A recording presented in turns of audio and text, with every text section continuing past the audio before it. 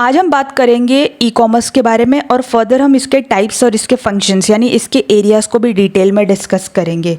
तो e commerce term को समझने से पहले हमें ट्रेडिशनल कॉमर्स के मतलब को समझना ज़रूरी है। देखो, ट्रेड जो है ना, it has been happening for centuries. We all know कि जो गुड्स और सर्विसेज का हम व्यापार ट्रेड कर रहे हैं वो सेंचुरीज से कोई नई बात नहीं है। ओके, एंड इसको सपोर्ट करने के लिए हमें बहुत सारी एक्टिविटीज़ की रिक्वायरमेंट होती है। For example banking, insurance, transportation, warehousing. Okay, अब देखो, जैसे हमें लेट्स से कुछ गुड्स इंडिया से श्रीलंका एक्सपोर्ट करने हैं। ओके, तो बेसिकली हमें क्या क्या चीज़ें चाहिए होंगी। हमें एक ट्रांसपोर्ट चाहिए होगा, इंश्योरेंस कराते हम गुड्स का, बैंकिंग फैसिलिटी चाहिए। ओके, तभी तो पैसे जो हैं ट्रांसफ़र हो पाएंगे। वेयर हाउसिंग, उस गुड्स को स्टोर करना भी ज़रूरी है। ओके, वेयर हाउसिंग की फैसिलिटी भी चाहिए। अब बेसिकली यही ई कॉमर्स है। ई ट्रेड क्या है? Trade is basically the eventual thing. Okay, but e commerce is also auxiliaries to trade. जैसे मैंने आपको बताया, various supportive activities that are required for the trade purpose, right. अब क्योंकि टाइम के साथ डिजिटाइजेशन आया, लोग इंटरनेट का यूज़ करने लगे, ऑनलाइन होने लगे, तो इसकी वजह से क्या हुआ, पीपल अब ऑनलाइन चीज़ें खरीदना पसंद कर रहे हैं, जिसकी वजह से उनकी समय और ट्रांसपोर्टेशन की भी बचत हो रही है। अब ई कॉमर्स क्या है? ई कॉमर्स एक एक्टिविटी है गुड्स और सर्विसेज को ऑनलाइन बाय करने की, ऑनलाइन सेल करने की एक एक्टिविटी है। ओके, आप अमेज़ॉन पे सामान खरीद रहे हो, आप कुछ बाय कर रहे हो और बिजनेस कुछ सेल कर रहा है, तो it's an e commerce activity, right. अब ई कॉमर्स क्यों ज़रूरी है, मतलब क्यों ये इतना यूज़ में है आज की डेट में और बढ़ता ही जाएगा? क्योंकि देखो, आज के टाइम पे लोग एक बेटर लाइफ के सर्च में, क्योंकि ऑब्वियसली एक्सपेंसेस बढ़ रहे हैं, उसकी बेटर लाइफ की सर्च में वो लोग, उनके पास वो जॉब कर रहे हैं बेसिकली और उनके पास समय की कमी है, तो वो ऑनलाइन ट्रांजैक्शंस प्रेफर करते हैं। ओके, वो अपने ऑफिस से भी चीज़ें ऑर्डर कर सकते हैं, उन्हें कहीं जाने की ज़रूरत नहीं है। Also transportation and energy cost is saved, और एनर्जी और ट्रांसपोर्टेशन कॉस्ट उनकी बच रही है। ओके, क्योंकि इधर से उधर जाने का खर्चा, जब आप लेट्स से, अगर मैं बात करूँ ट्रेडिशनल ई कॉमर्स में, वहाँ कॉमर्स में, तो हम वहाँ पे ब्रिक एंड मोटार मतलब स्टोर्स विज़िट करते थे और वो सामान ख़रीदते थे, लेकिन अब ऐसा नहीं है।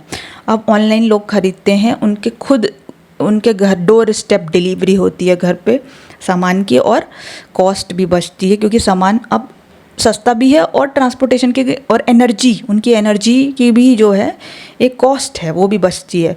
तो आज की डेट में अगर बात की जाए, 62% जो वर्ल्ड की पॉपुलेशन है इंटरनेट यूज़ कर रही है। So that's a very large number.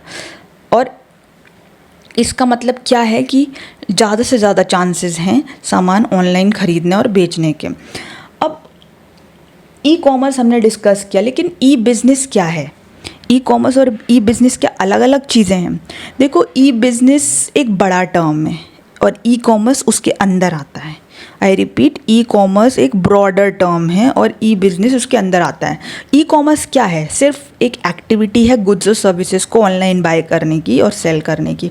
लेकिन ई बिज़नेस सिर्फ और सिर्फ ये नहीं है, उसमें और भी चीज़ें आती हैं, जैसे कस्टमर रिलेशनशिप मैनेजमेंट।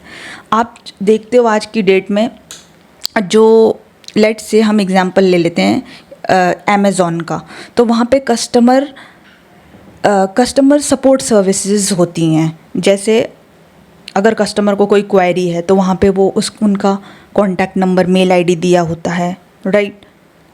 तो ये क्या है? एक कस्टमर रिलेशनशिप मैनेजमेंट का पार्ट है। यहाँ पे बाइंग एंड सेलिंग नहीं हो रही है गुड्स की, लेकिन अगर किसी कस्टमर को कोई क्वेरी है, उसका कोई कंसर्न है, कोई कंप्लेंट है, तो वो वहाँ पे वो चीज़ फॉरवर्ड कर सकता है। तो कस्टमर रिलेशनशिप में उसके अलावा ऑफ़र्स देती है कंपनी। अगर अच्छे लॉयल कस्टमर्स हैं तो उनके ये चीज़ वो नोट करते हैं अपने सॉफ्टवेयर में, उनके पास ये डिटेल होती है, उनके एप्लीकेशन में वो फीड होती है और वो उनको ऑफ़र्स देते हैं और ये उनको इंटीमेट किया जाता है कस्टमर्स को टाइमली, टाइम टू टाइम।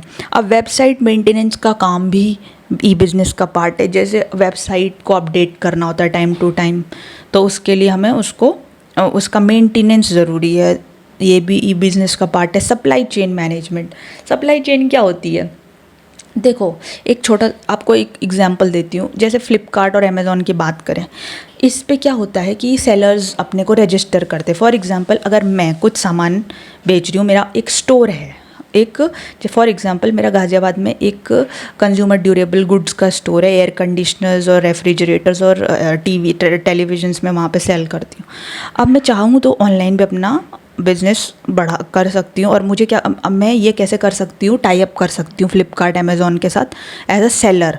अब क्या होगा कि फॉर एग्जांपल एक ऑर्डर आया मुंबई से, अगर ऑनलाइन मैंने अपने को रजिस्टर किया है अमेज़ॉन पे और वहाँ पे एक ऑर्डर आया है मुंबई से, तो क्या होगा कि फ्लिपकार्ट मेरी शॉप से वह सामान उठा के अपने मुंबई वाले वेयर हाउस में ले जाएगा। वहाँ पे पैकेजिंग उसकी सब कुछ होगी, लेबलिंग, पैकेजिंग अच्छे से, और वो सामान फिर फाइनली फ्लिपकार्ट लॉजिस्टिक्स जो कि उनकी अपनी कंपनी है ना। तो सप्लाई चेन मैनेजमेंट का पार्ट हुआ ना। Supply chain management, supply chain क्या होती है? सप्लायर से लेके से जो कि सेलर है इस केस में, और कस्टमर तक जो चेन जाती है, बीच में मिडिल मैन भी हो सकता है, लेकिन फ्लिपकार्ट के केस में कोई मिडिल मैन नहीं, क्योंकि फ्लिपकार्ट की खुद की लॉजिस्टिक्स कंपनी है, ट्रांसपोर्टेशन और वेयर हाउसिंग की, जो कि दोनों काम कर रही है। तो ये भी बहुत ही इम्पॉर्टेंट है। तो ये किसका पार्ट है? ई बिज़नेस का पार्ट है। तो आपको होप क्लियर हुआ होगा कि ई बिज़नेस और ई कॉमर्स में क्या डिफरेंस है। ई commerce is basically a part of E business. Okay, अब यही मैंने आपको अभी बताया एग्जाम्पल के थ्रू।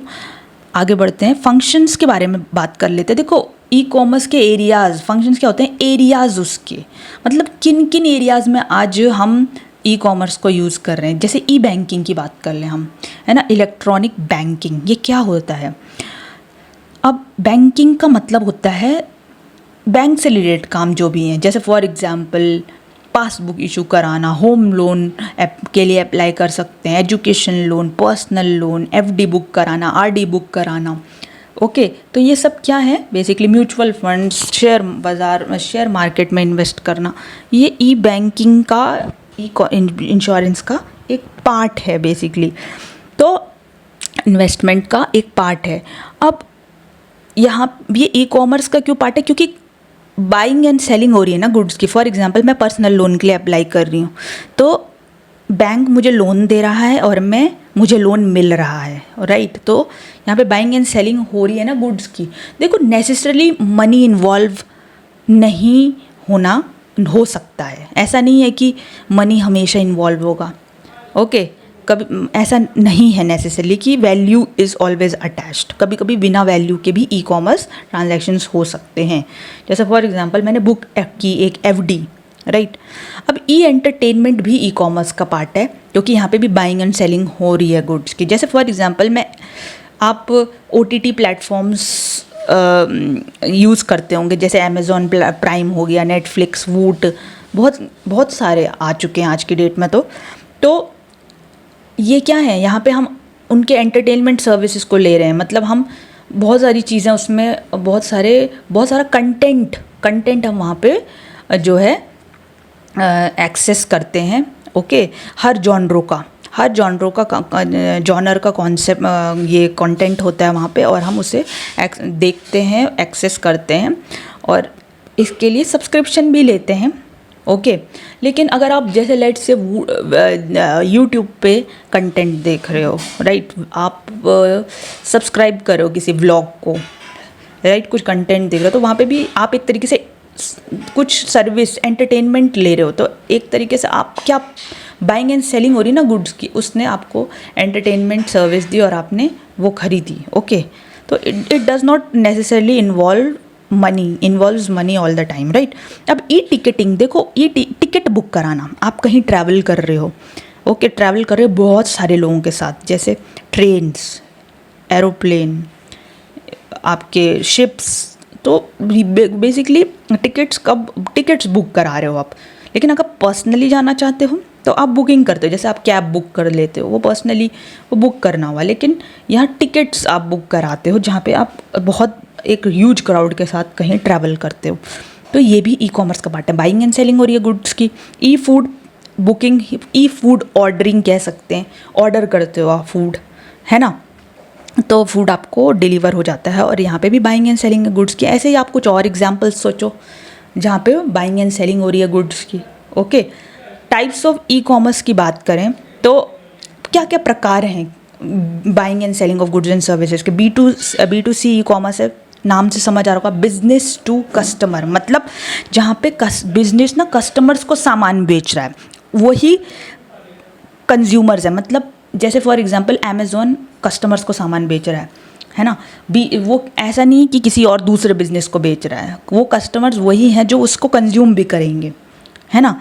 तो बी टू सी कॉमर्स वो हुआ।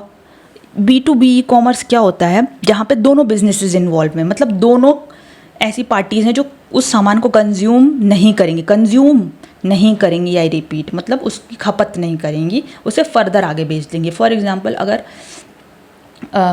जैसे ईबे की बात करें हम, तो उस पर आप बिजनेस क्या करते हैं, दूसरे बिजनेस को भी सामान बेच रहा है। जैसे फॉर एग्जांपल स्पेयर पार्ट्स की बात करें, बहुत जो भी प्रोडक्ट्स होते हैं, इलेक्ट्रॉनिक गुड्स होते हैं, उसमें स्पेयर पार्ट्स लगते हैं। तो अगर कोई बिजनेस उसको बेच रहा है ऑनलाइन, तो दूसरा पर्सन भी उसे खरीद रहा है, ताकि उसे क्या कर सके, वो अपने इवेंचुअल प्रोडक्ट में लगा सके और उसे फिर बेच सके। तो that is B to B e commerce. C to C में क्या होता है, दोनों ही कस्टमर्स हैं इस सेंस में कि उनके पास वो गुड उन्होंने कभी ख़रीदा था। जैसे फॉर एग्जांपल अगर मैं OLX की बात करूं, तो OLX में क्या है, आपका यूज्ड आइटम है जो आप उसे बेच सकते हो, तो आपने भी वो सामान कभी ख़रीदा था, और दूसरा जो आपसे ख़रीदेगा वो भी एक कस्टमर है। तो यहाँ पे कोई कंपनी इन्वॉल्व नहीं है, यहाँ पे दोनों ही कस्टमर्स इन्वॉल्व्ड हैं।